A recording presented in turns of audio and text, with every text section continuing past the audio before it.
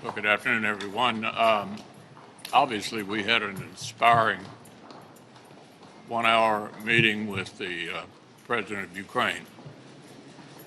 I think there's overwhelming agreement that we need to deal with secure borders, whether it's the Ukraine border, the Israel border, or the U.S.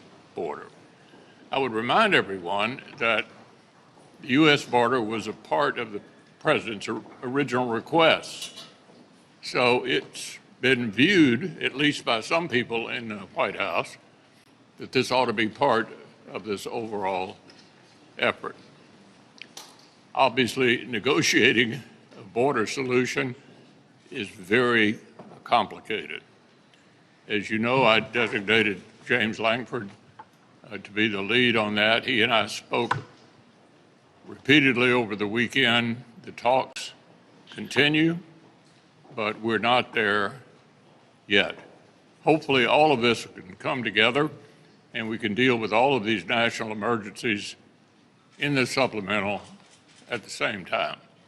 Now, Mr. President, over the last few days, negotiations on a path forward to getting national security supplemental done have made good progress. As I've said, if we believe something is important and urgent, we should stay and get the job done. That is certainly the case with the supplemental. It is important, it is urgent. I spoke with Leader McConnell this morning about the plan for next week and making sure the Senate continues to do our work. So, for the information of all senators, after we finish today, the Senate will return on Monday.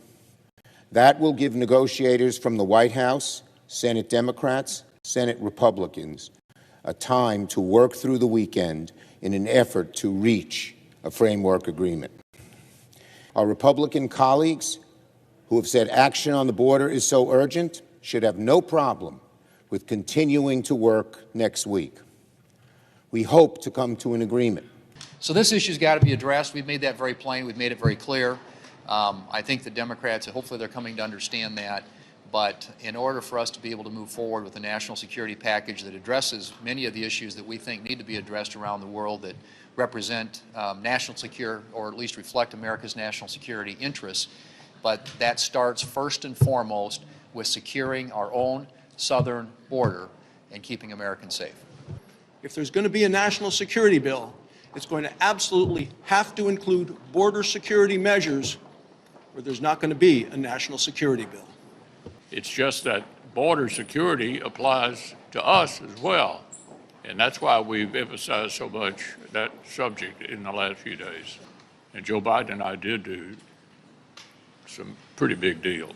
The fiscal cliff deal, the debt ceiling deal. What I have said to him is the only way we'll get an agreement is for you to be involved. Don't just punt the ball up to Senate Democrats. They may never get there. And so it's been difficult to get the kind of support out of the administration itself. Look, we all know he's the only one that can sign a bill into law. Without him, there is no deal. And so I've talked to him about it. I've talked to Zients about it.